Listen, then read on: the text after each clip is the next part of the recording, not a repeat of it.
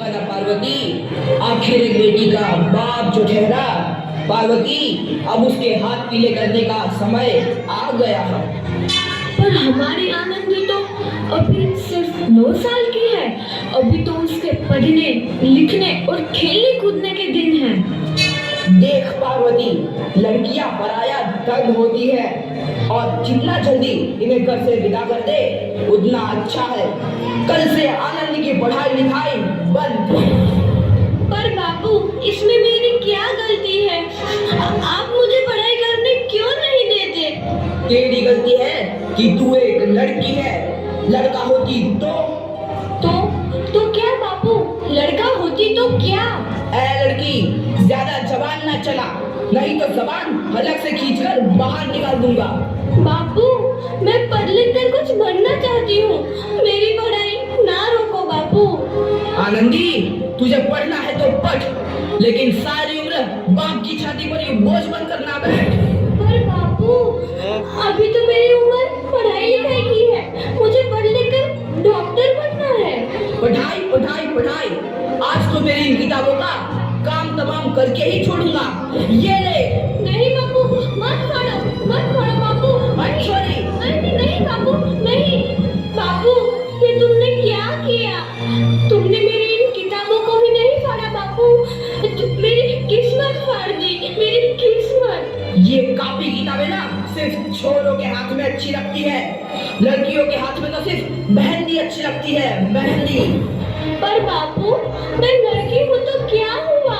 लड़का और लड़की तो हमारी दोनों आंखों के समान होते हैं। चुप कर आनंदी, और यह एहसान मान कि अब तक जिंदा है तू। कहीं बचपन में गला दबा कर मार दिया होता तो यह तेरी बकबक नहीं सुननी पड़ती आज।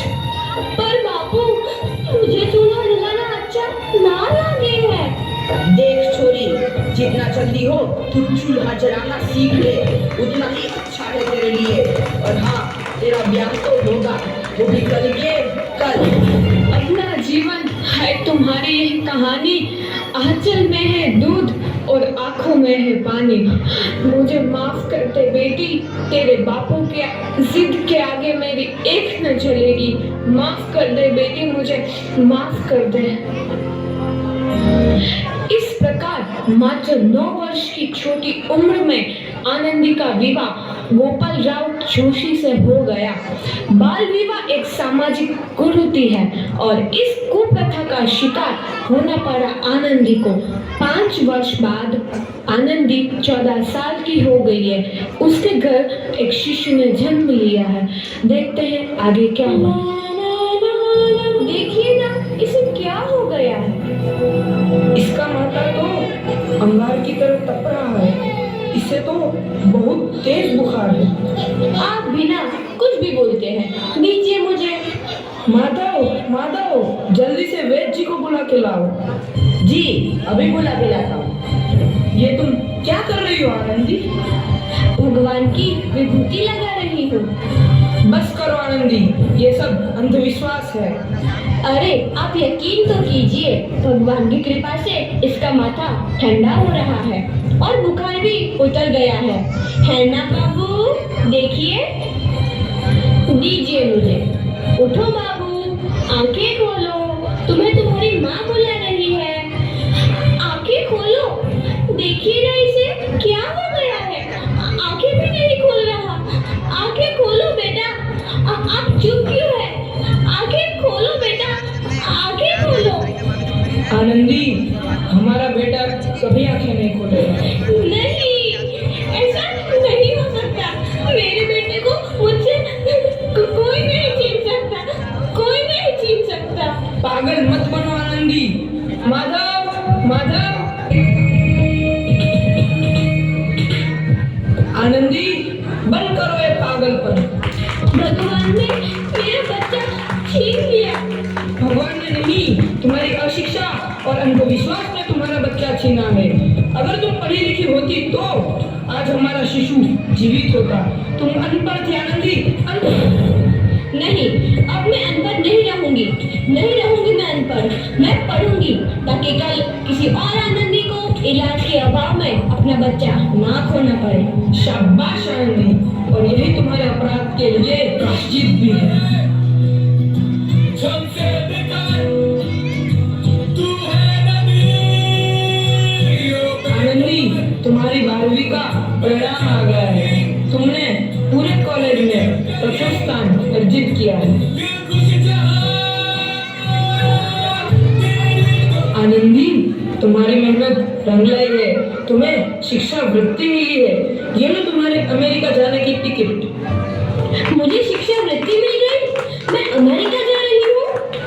तो ये सब मैं अकेले कैसे कर पाऊंगी? आनंदी, अपने आप को इतना कमजोर क्यों समझ रही हो? फिर इतना पढ़ने लिखने का क्या फायदा? तुम अभी गवार की गवार नहीं हूँ मैं अब गवार।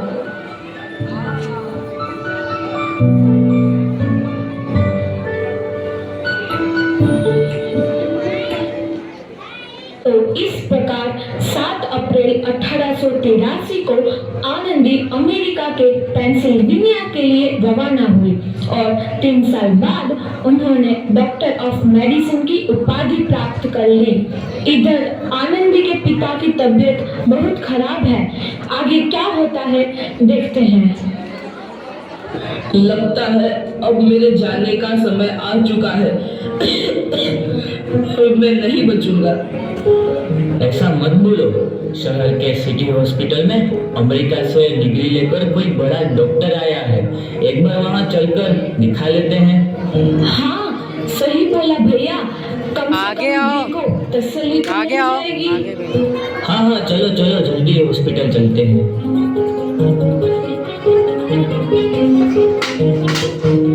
इस मरीज की हालत तो बहुत ही खराब है। कोई चमत्कार ही इसे बचा सकता है। ऐसा मत बोलो भाई। डॉक्टर साहब कब तक आ जाएंगे? लो आ गई डॉक्टर मैडम। डॉक्टर मैडम, जल्दी देखिए, मरीज की हालत बहुत ही खराब है।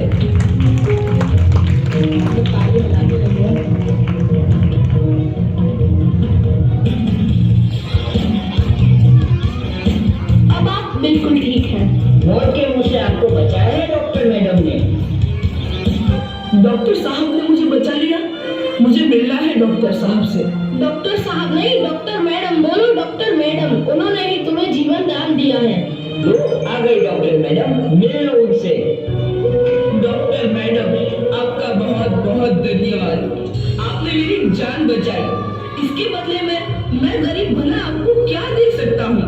वचन वचन चाहिए मुझे कि कभी ये नहीं कहोगे कि लड़कियां कुछ नहीं कर सकती। वचन? ये कैसा वचन? अरे श्यामलाल, तुमने पहचाना नहीं? तुम्हारी बेटी आनंदी। आनंदी? मेरी बेटी आनंदी? डॉक्टर? हाँ बापू, वही आनंदी जिसके लिए बचपन में तूने चूल्हा और दुल्हा के अलावा कुछ नहीं सोचा था। आनंदी, आनंदी मेरी बेटी, मुझे माफ कर दे। मैं तेरा गुनहगार हूँ बेटी। नहीं नहीं बापू, वही आनंदी जिसके हाथ पीले करके तुम उसकी सारी जिंदगी काला कर देना चाहते थे। माफ कर दे मुझे मेरी बच्ची, माफ कर दे। मैं तेरा अपराधी हूँ मेरी बच्ची, माफ कर दे। नहीं बापू, मैंने तो तेरा एहसान चुकाया है। याद है ना अपना एहसान जो बचपन में तुमने मुझ पर किया था? ताने सुना सुना कर जीते जी मार डाला था मुझको। अब बोल, और किस किस को मारेगा? आनंदी बेटी, मुझे माफ कर दे मेरी बच्ची।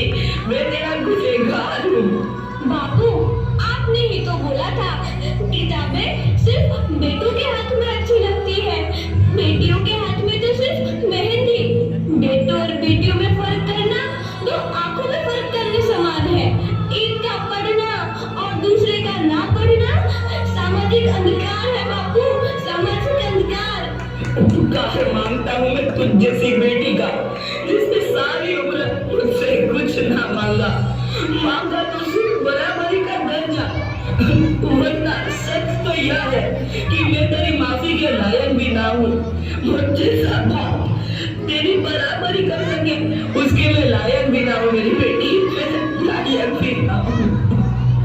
अपने बापू को क्या माफ नहीं करोगी आनंदी? माफ कर दो आनंदी, माफ कर दो। सुबह का भूला यदि शाम को घर लौट आए तो उसे भूला नहीं कहते।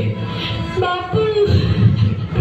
तो इस प्रकार आनंदीबाई जोशी ने अपने अपनी मेहनत और अटूट इरादे से न केवल भारत की पहली महिला डॉक्टर बनी, बल्कि आगे चल के उन लड़कियों के लिए सुनहरा रास्ता दिखा गई जो जीवन में कुछ करना चाहते थे।